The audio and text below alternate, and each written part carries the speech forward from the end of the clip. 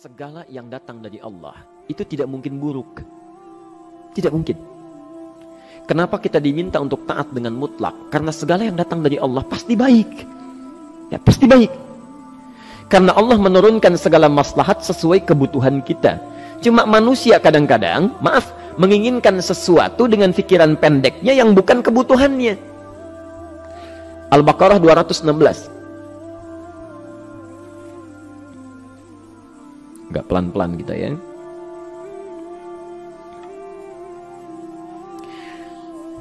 Bapak Ibu kalau diminta milih, pilih motor, pilih mobil.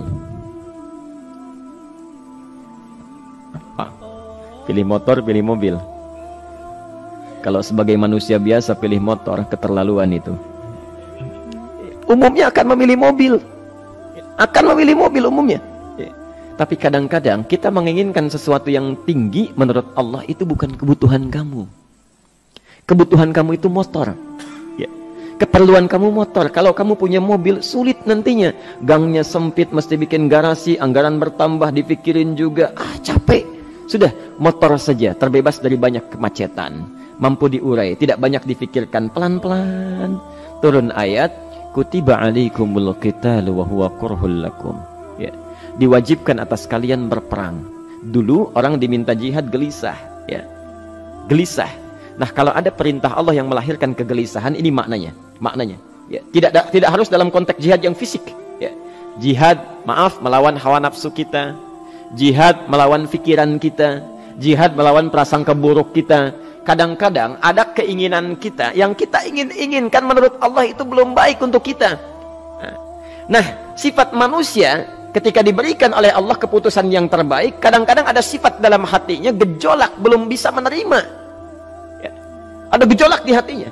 Dalam keadaan demikian kata Quran, kutiba alaikumul qital. Kalau Anda merasakan sesuatu sedang ada gejolak di jiwa, sulit menerima ketetapan Allah, maka perangi perasaan-perasaan buruk itu. Wa huwa kurhul lakum, walaupun itu sulit. Walaupun itu sulit. Jangan berprasangka buruk dulu pada Allah.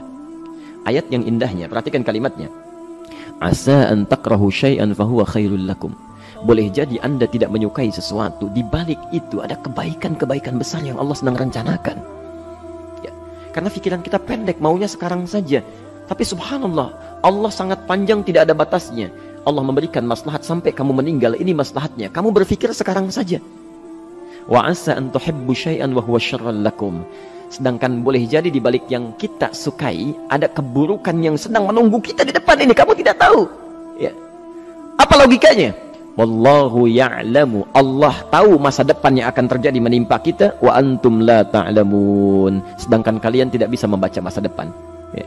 Saya punya adik perempuan datang lalu meminta doa. Kak, saya ingin tes katanya.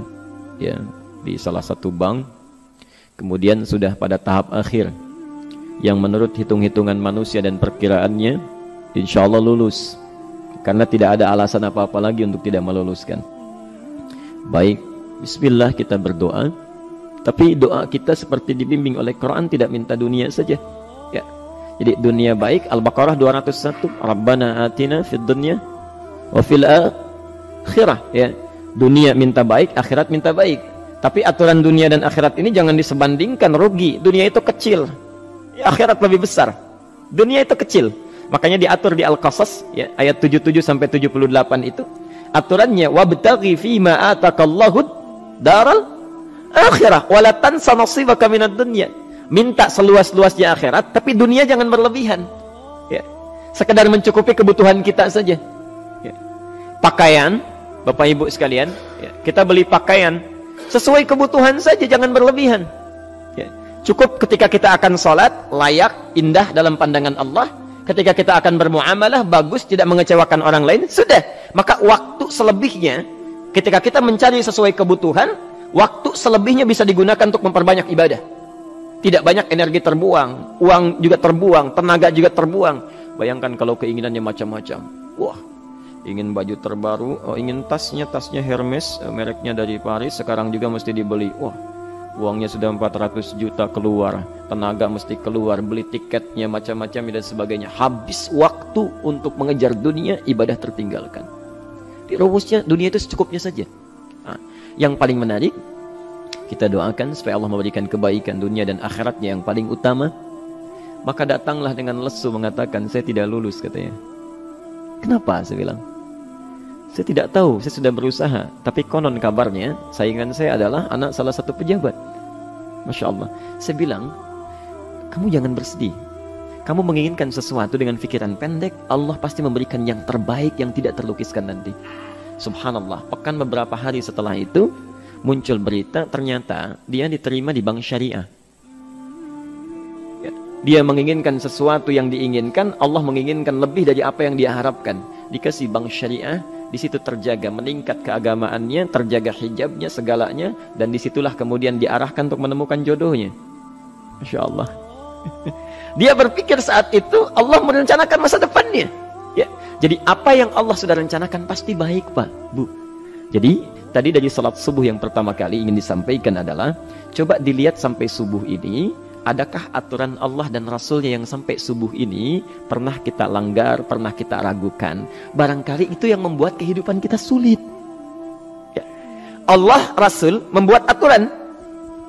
Dan ada 4 tipikal orang, ya, 4 tipikal orang bila dihubungkan dengan aturan yang Allah dan Rasul sudah buat itu. 1, ada yang ikut aturan. Maka orang seperti ini kata Quran, yuridullahu bikumul yusra wala yuridu bikumul usra. Al-Baqarah 185. Allah menginginkan kemudahan, tidak menghendaki kesulitan dalam hidupmu. Ya. Maka dibuat aturan, yang ikut aturan Allah pasti mudah hidupnya. Ya, pasti mudah hidupnya. Ya. Rizkinya mudah, hidupnya mudah, nyaman, enak. Ya. 1, ada yang ikut aturan. Yang kedua, ada yang keluar aturan. Ya. Ini pasti repot. Pasti repot. Di awal-awal seperti menyenangkan, ujung-ujungnya repot.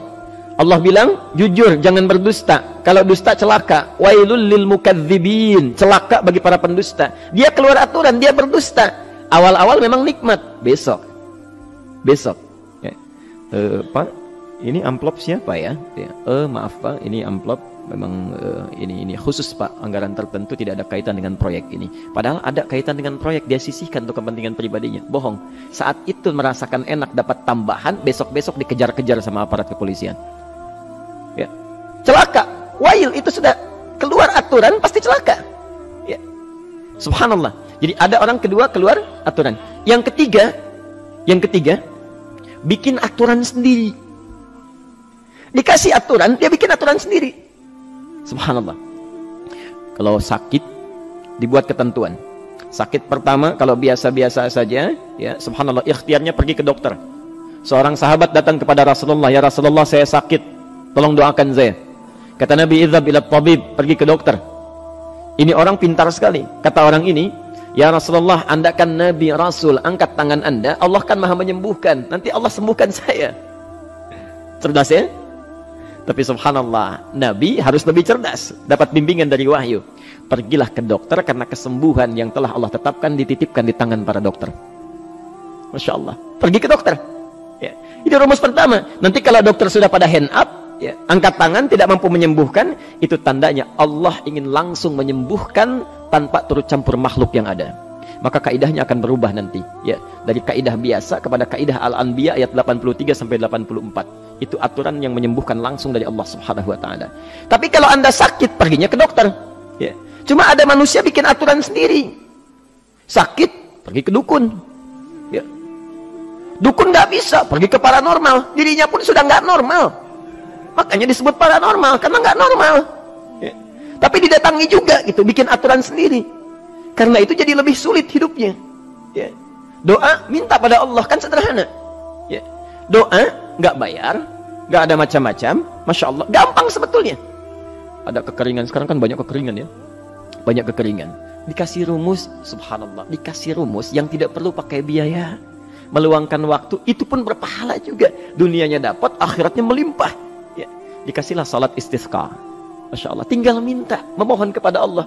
Salat, mengangkat tangan, mohon pada Allah. Subhanallah, manusia tidak bikin aturan sendiri. Digarami saja. Orang garamin sayur, dia garamin awan. Cari biaya miliaran, terbang pakai pesawat. Kalau Allah tidak berkehendak, ya sudah. Ya. Ayo silahkan, berapa biaya yang mau kamu kumpulkan? Tenaga yang kamu kumpulkan, silahkan aja. Ya. Yang ini hujan, bikin kering lagi di sana. Sana hujan, bikin kering lagi di sana. Mau sampai kapan? Ya. Dikasih yang gratis tinggal muncul. Cuma manusia bikin aturan sendiri. Ya susah hidupnya. Itu yang ketiga. Yang keempat, ada orang nggak mau diatur. Allah bikin aturan, dia nggak mau diatur. Ya, Masya Allah. Ini yang luar biasa. Inilah yang fasik. Fasik itu keluar dari aturan, menyimpang. Tidak mau diatur dia. Ya, tidak mau diatur. Karena itu Bapak Ibu sekalian, dari ayat yang pertama ini, ya, mari kita evaluasi sampai dengan hari ini subuh. Dari ayatnya memang sederhana, singkat, padat, cuma satu ayat. Tapi meminta kita untuk melihat, sudahkah sampai hari ini taat pada Allah dan Rasulnya? Yang kedua, ketaatan kita apakah selalu ragu atau sudah melahirkan keyakinan yang paripurna? Ya. Yang ketiga, pelajari aturan-aturan Allah terkait kehidupan kita. Aturan sholat, aturan muamalah, ya, aturan beraktivitas, aturan berumah tangga. Pelajari itu supaya mendapatkan kemudahan. Biasanya kesulitan didapatkan karena kita belum mengenal aturan Allah dan Rasulnya.